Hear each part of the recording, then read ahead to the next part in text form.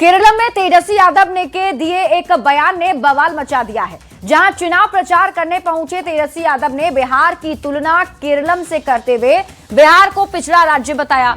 कोझिकोड पहुंचे तेजस्वी यादव ने उम्मीद जताई है कि इस बार केरल विधानसभा चुनाव में एलडीएफ की फिर से जीत होगी। उन्होंने केरल में 10 साल में हुए विकास कार्यों की सराहना की। बिहार से तुलना करते हुए उन्होंने केरल में शिक्षा और स्वास्थ्य व्यवस्था का उच्चतम स्तर बताया। उन्होंने केंद्र सरकार पर विपक्ष शासित राज्यों के साथ सौतेला व्यवहार करने का आरोप भी लगाया और कहा कि वे चाहते हैं कि एक बार फिर एलडीएफ ही चुनाव जीते। हम तो बिहार से आते हैं, जो सबसे देश का गरीब राज्य है और जहां हेल्थ एजुकेशन की अगर बात करें तो सबसे नीचे पायदान पे है।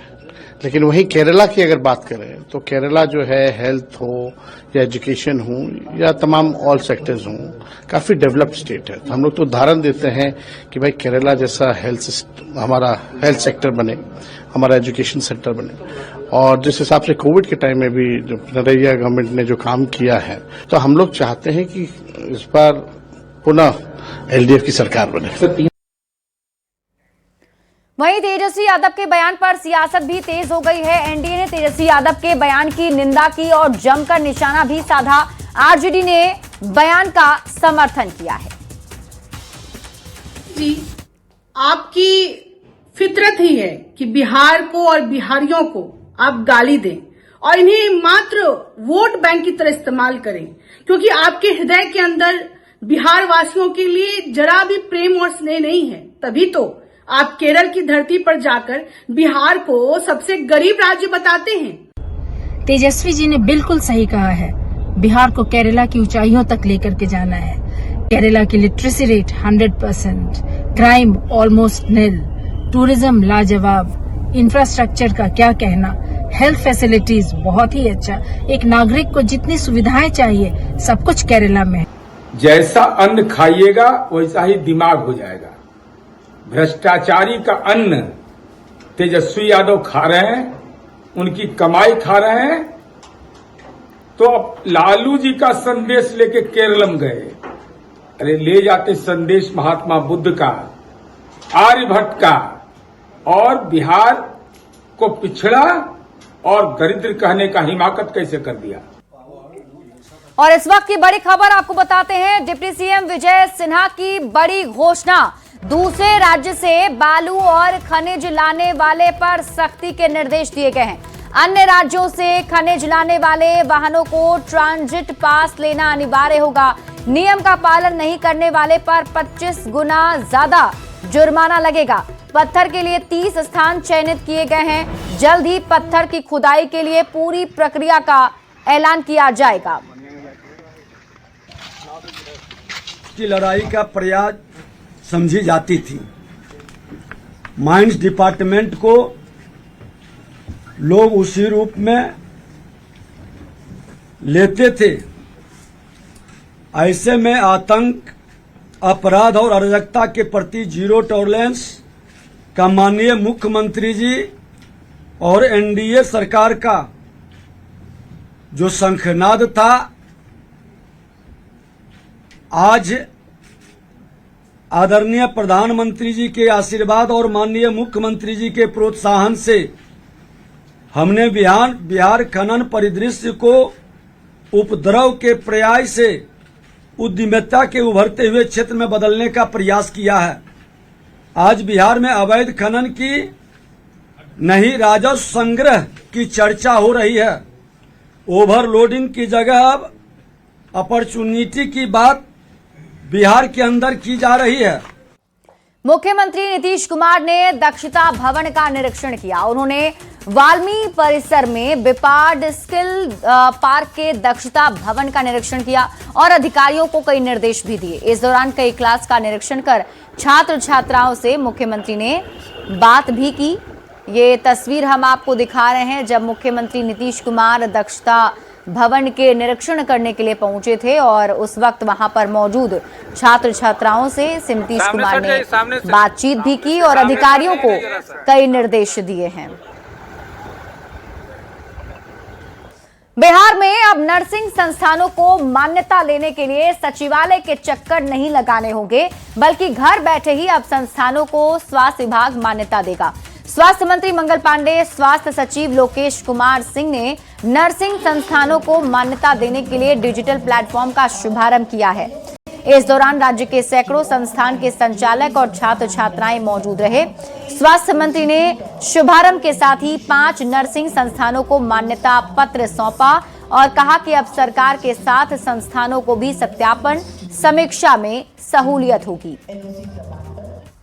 नए डिजिटल प्लेटफॉर्म की शुरुआत की गई है। ये डिजिटल प्लेटफॉर्म बहुत ही पारदर्शी है और संस्थान किस प्रकार से गुणवत्तापूर्ण शिक्षण और प्रशिक्षण देने का काम कर रहा है वह भी इसमें देखा जा सकता है। आज इस नए प्लेटफॉर्म के उद्घाटन के अवसर पर 5 संस्थानों को मान्यता दी गई है और मान्यता देने के लिए जो पूरी प्रक्रिया है उसकी आज विस्तृत जानकारी भी सभी लोगों को दी गई, किस प्रकार से आवेदन देना है और किस प्रकार से फाइनल अप्रूवल होगा और उसके बीच में जो सारा संचिका का मूवमेंट होगा उसका टाइम बॉन्ड किया गया है। सब चीज पब्लिक डोमेन में रहना चाहिए कि कौन अप्लाई किया है, उसका इंफ्रास्ट्रक्चर क्या है, उसके पास टीचर क्या है, उसका हॉस्टल कैसा है, उसका हॉस्पिटल कैसा है, पब्लिक डोमेन में रहना चाहिए।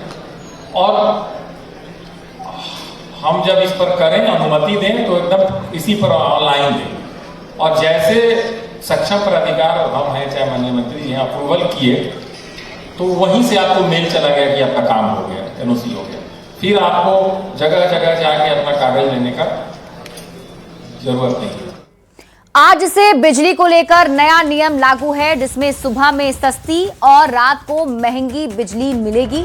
ये नियम 10 किलोवाट खपत करने वाले उपभोक्ताओं पर लागू होगा। आज से लागू बिजली के नए दर को लेकर लोगों ने बताया कि इससे आम उपभोक्ताओं जो है वो ज्यादा प्रभावित नहीं होंगे। जो ज्यादा खपत करते हैं उन्हें ज्यादा बिल देना होगा।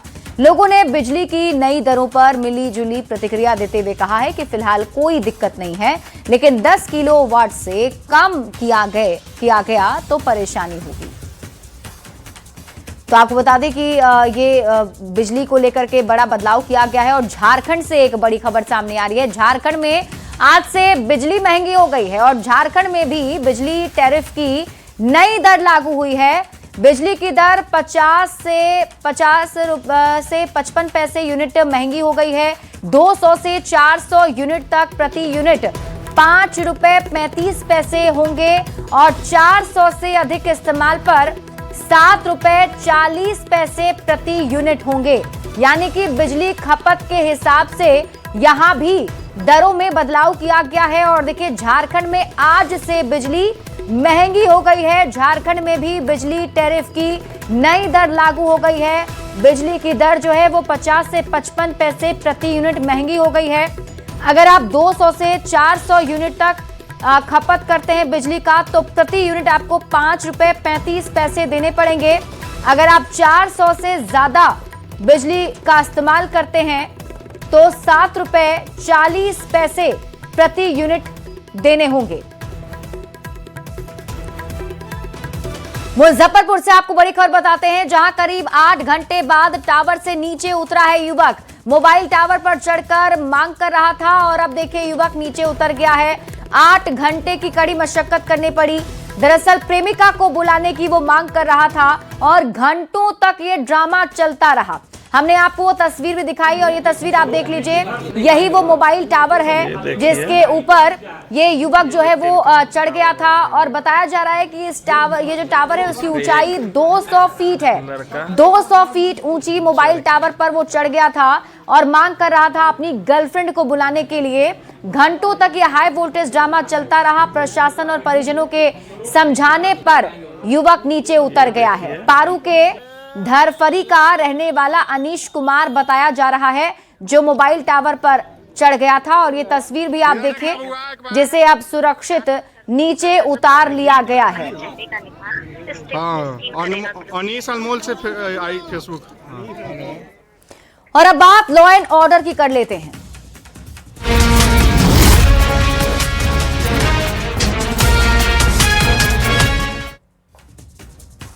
बड़ी खबर आपको सासाराम से दिखाते हैं, जहां जमीन के विवाद के चलते भांजे ने मामा की गोली मारकर हत्या कर दी। मौके पर पहुंची पुलिस ने मृतक बैजनाथ सिंह के शव को कब्जे में लेकर पोस्टमार्टम के लिए सासाराम के सदर अस्पताल भेज दिया है। वहीं आरोपी रंजीत मरवाड़ इस घटना के बाद से फरार है। फिलहाल पुलिस आरोपी की गिरफ्तारी के लिए छापेमारी कर रही है। तो बड़ी खबर आपको सासाराम से बता रहे हैं, जहां नासरीगंज के परूरी में जमीन बंटवारे के झगड़े में भांजा ने मामा की गोली मारकर हत्या कर दी। यहीं पे करीब 9 बजे से पहले एक व्यक्ति को गोली मारने की सूचना पुलिस को मिली, नासरीगंज पुलिस को। उनके द्वारा हम लोगों को सूचित किया गया, तो हम लोग भी यहाँ पीओ पर पहुँचे। तब तक जख्मी को इलाज कराने हेतु हॉस्पिटल में, प्राइमरी हॉस्पिटल में ले गया था, हेल्थ सेंटर पर, जहाँ उनको मृत घोषित कर दिया गया। ये झंझट, ये गोली मारने वाला जो बैजनाथ, जिनको गोली लगा है, उनका नाम बैजनाथ सिंह है, और मारने वाला उनका भगीना, दोनों का नाम पड़ा है। खबर आपको बेगूसराय से दिखाते हैं, जहां एक गर्भवती महिला की संदिग्ध अवस्था में मौत हो गई है। घटना वीरपुर थाना क्षेत्र की है। मृतका के परिजनों ने पति पर पीट कर हत्या करने का गंभीर आरोप लगाया। घटना की सूचना मिलते ही पुलिस मौके पर पहुंची और आरोपी पति को गिरफ्तार कर लिया है। फिलहाल पुलिस ने शव को पोस्टमार्टम के लिए भेज दिया है और सभी पहलुओं पर जांच जारी है। खेल लिए पर गैस आन को नहीं दिए इसको घर में। अच्छा। उसके वजह से तब ये फोन करके बोली, दीदी हम गैस के लिए पैसा दिए थे, सो हमको जुआरी खेल लिए। और उसके बाद जी बोले अगर आएंगे ना तो हम उनको बोलेंगे जो हमको गैस ला के जल्दी देंगे, ताकि हमको अब चक्कर ऊपर आ रहा है। तो ये लेकिन गैस ला के नहीं दिया। उसी गैस के चक्कर में पापा से बात करे था 8 बजे 9 बजे तक ठीक ही थी वहाँ पे। हम बाबू के लेके गए थे घुमाने के लिए, बोला कि हम कुछ समोसा दिए खाने के लिए, कुछ समोसा खाया था। मम्मी के पास बात भी कर रहा था। बाबू को बोला कि जाओ घुमा का, हम दिल्ली सामने बोलता था घुमाने के लिए। घर में लाइन नहीं था, बोला वो घुमाने के लिए जाने के लिए घुमा का है। 9 बजे सब समझ के बोला देखे चित्ते गिरा हुआ है। बोला तुम ईटा से मारा है। पोस्टमार्टम बताएगा नहीं, ईटा से मारा हुआ है, कुछ बताएगा नहीं पोस्टमार्टम में। ये स्केच भी अगर किए होंगे थे। बड़ी खबर आपको कैमूर से दिखाते हैं, जहां झोला छाप डॉक्टर की लापरवाही से जच्चा बच्चा की मौत हो गई। आक्रोशित ग्रामीणों ने लापरवाही का आरोप लगाकर हंगामा किया है। सूचना पर पहुंची पुलिस मामले की जांच में जुट गई है। मामला मोहनिया नगर स्थित जागृति हॉस्पिटल में डिलीवरी के दौरान जच्चा बच्चा की मौत हो गई। मृतका की पहचान मोहनिया थाना क्षेत्र के बेलौड़ी निवासी शिव शंकर गुप्ता की पत्नी गीता देवी के रूप में हुई है। वहीं मृतका के पति शिव शंकर गुप्ता ने बताया कि मेरी पत्नी की डिलीवरी होने वाली थी। पत्नी को ज्यादा दर्द हो रहा था, जिसको लेकर हम लोगों ने कहा कि ऑपरेशन कर दिया जाए, लेकिन यहाँ के डॉक्टर ने नहीं किया। झोला छाप डॉक्टर की लापरवाही के चलते मेरी पत्नी का ब्लडर फट गया, जिस कारण ज्यादा ब्लीडिंग होने की वजह से मेरी पत्नी और बच्चा दोनों की मौत हो गई। हॉस्पिटल में आए हुए हैं हम, एक अपने वाइफ के लेके, बच्चा होने वाला था, सही सलामत था। हम इसमें आशा हमारी भर्ती करवाई, बोले कि नॉर्मल बच्चा हो जाएगा, जो कि नॉर्मल नहीं हुआ। जबरदस्ती जेंट्स उसको खींच करके निकाला गया। उसको दर्द पीड़ा कुछ भी नहीं था, हाँ जबरदस्ती निकाला गया। बताइए हमारा बच्चा है, 2 बच्चे हैं, मर गई। कहने को तो बिहार में शराब बंदी है, लेकिन किस तरह धड़ल्ले से शराब बिक रही है, ये तस्वीरें उसकी जीती जागती उदाहरण है। ये तस्वीर हम आपको दिखा रहे हैं। दरअसल कैमूर के समेली प्रखंड के सामुदायिक स्वास्थ्य केंद्र में तैनात चिकित्सा पदाधिकारी डॉक्टर विनय कुमार सिंह अस्पताल में ही ड्यूटी के दौरान शराब के नशे में इस तरह से धुत हो गए कि वो अपना कपड़ा खोलकर अर्धनग्न हो गए। स्थानीय लोग डॉक्टर साहब को इस हालत में देखकर हैरान हैं। सवाल उठता है कि बिहार में शराबबंदी के बावजूद आखिर कब तक बिहार सरकार के अधिकारी इस तरह से तमाशबीन बनते रहेंगे। देखिए अभी तो हम लोग अभी थोड़ा देर पहले हम लोग भी आए हैं। अभी जैसे पता चला कि इस टाइप से घटना है, कोई इंडिविजुअल गया उससे मिलने के लिए, तो इंडिविजुअल मिलने के सक्षम नहीं था। वो पदाधिकारी खुद लिखकर कंज्यूम करके फुल रखा हुआ है और कपड़ा बिल्कुल ओपन है, वो पहना हुआ नहीं है और बदतमीजी कर रहा है आम आदमी के साथ, जो भी उसके साथ जा रहा है। हम तो पहले ही आए थे एक आवेदन लिख करके कि जन्म प्रमाण पत्र में आधार कार्ड जो है छूट गया, उसी को लेकर के आए थे इसके पास साइन करने के लिए। जैसे अंदर आए तो दारू पी के वो सोया हुआ है फुल, बोले सर साइन कर दीजिए, बोलता है कितना पैसा देगा। अच्छा, बोले कितना पैसा लीजिएगा, बोलता कि 20,000 लेंगे। क्या नाम इनका, कौन है ये? नाम विनय कुमार सिंह इनका नाम है। क्या बोला 20,000 दोगे तब साइन करेंगे। और आइए अब नजर डालते हैं देश दुनिया की खबरों पर।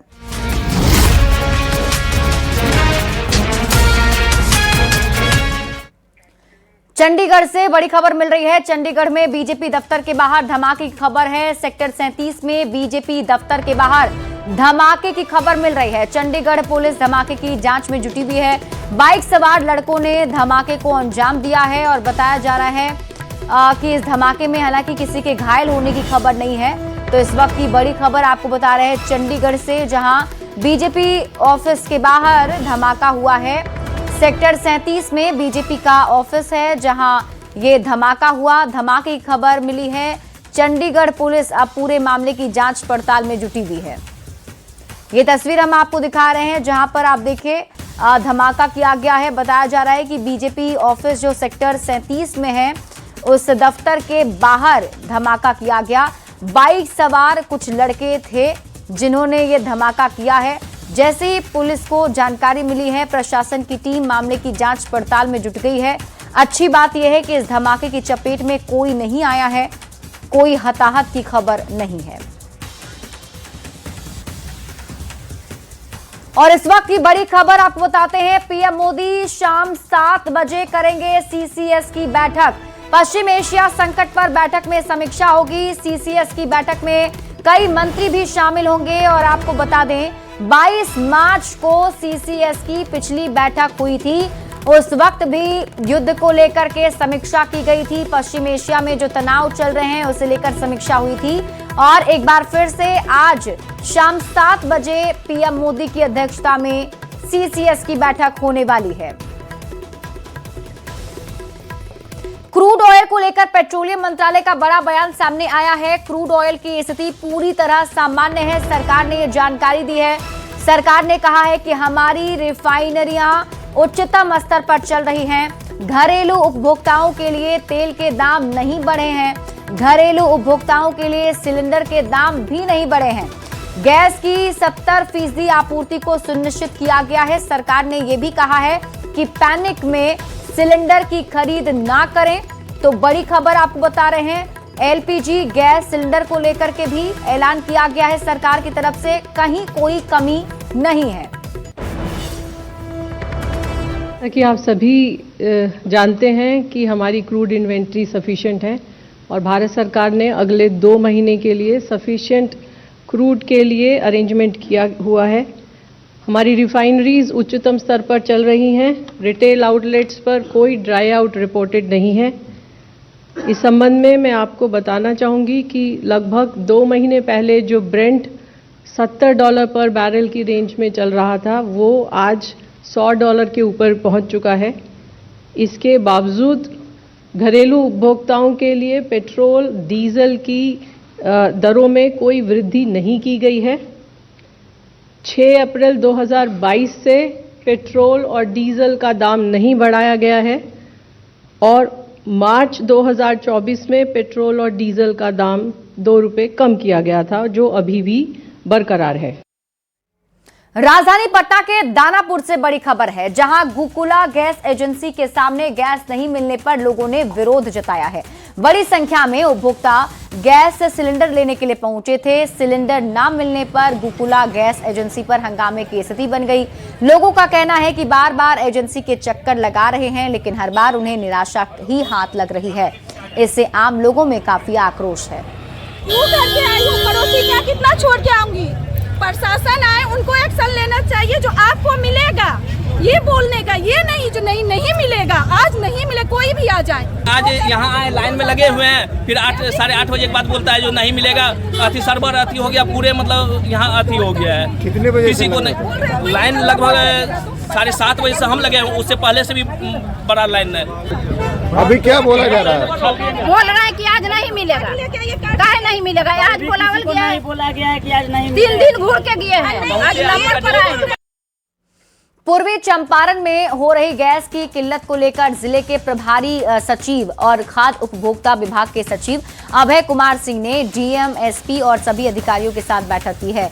इसमें गैस पेट्रोलियम कंपनी के प्रतिनिधि भी शामिल रहे। बैठक में गैस की कीमत और कालाबाजारी को रोकने को लेकर कई अहम दिशा निर्देश दिए गए। खाद्य उपभोक्ता विभाग के सचिव ने कहा कि गैस की किल्लत नहीं है, कुछ जगहों पर पैनिक जरूर करने की कोशिश की जा रही है। गैस और पेट्रोलियम कंपनी के प्रतिनिधियों से बात हुई है, सभी को समय पर गैस उपलब्ध कराया जाए, इसको लेकर विशेष पहल की जा रही है। आप जान रहे हैं कि गैस का थोड़ा शॉर्टफॉल हुआ था और उसकी वजह से एक व्यवस्थित तरीके से जितने भी हमारे सिटीजन्स हैं उनको गैस मिल पाए, उसी के संबंध में ये समीक्षात्मक बैठक थी। अभी जो मैंने जिले में देखा है, सिचुएशन काफ़ी कंट्रोल में है, इस तरह की कोई बात नहीं है कि शॉर्टफॉल इत्यादि है। पेट्रोल पंप पे भी पेट्रोल कई जगहों पे नहीं मिल रहा है, बंद है क्या? इसको लेकर भी नहीं, देखिए पेट्रोल की कोई कमी नहीं है, पूरे कंट्री में कमी नहीं है। उसी हिसाब से अगर हम देखें तो हमारे स्टेट में भी कोई कमी नहीं है।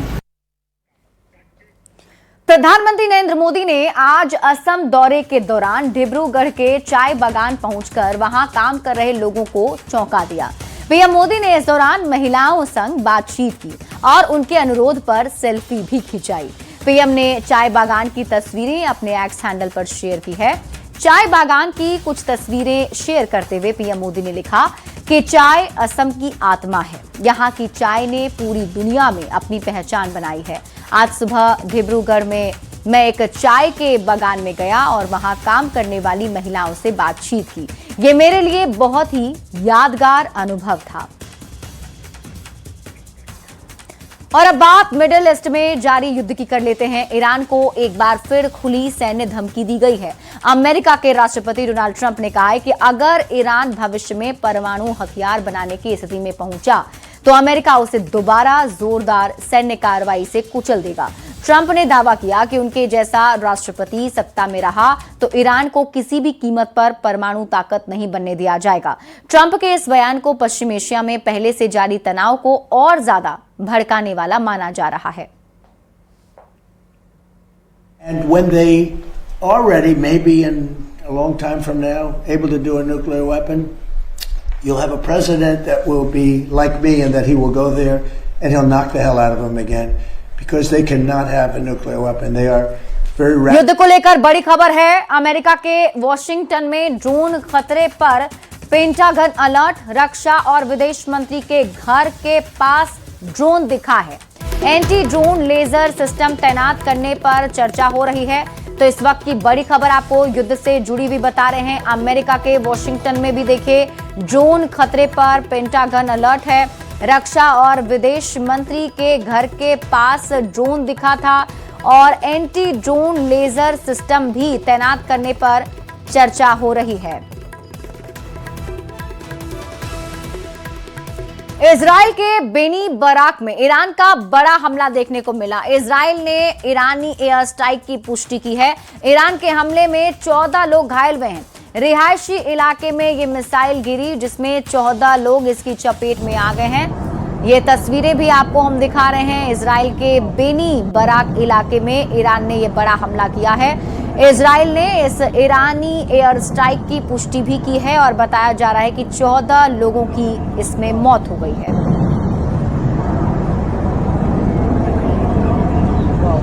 और अब बात करते हैं कारोबार की।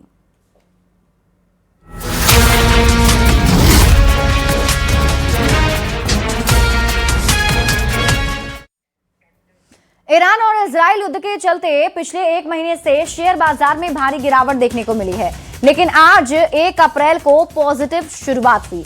सेंसेक्स निफ्टी में तेजी के साथ कारोबार करते हुए नजर आए। बाजार की क्लोजिंग भी आज हरे निशान में हुई है।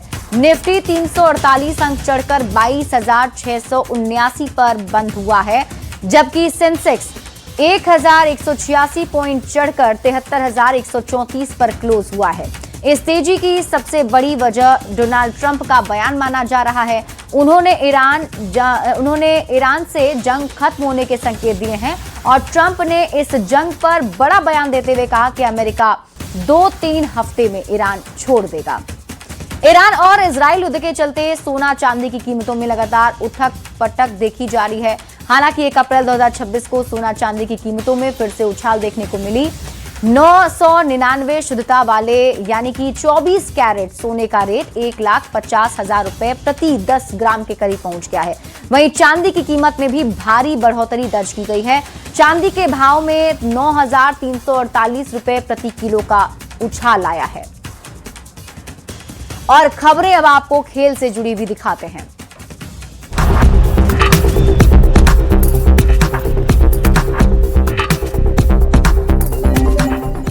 इंडियन प्रीमियर लीग आईपीएल 2026 का रोमांच अपने चरम पर है। टूर्नामेंट के 5वें मुकाबले में आज लखनऊ सुपर जायंट्स एलएसजी का सामना दिल्ली कैपिटल्स यानी डीसी से होने जा रहा है। लखनऊ के एकाना क्रिकेट स्टेडियम में होने वाला ये मैच काफी दिलचस्प होने वाला है, क्योंकि दोनों ही टीमें जीत के साथ अपने अभियान का आगाज करना चाहेंगी।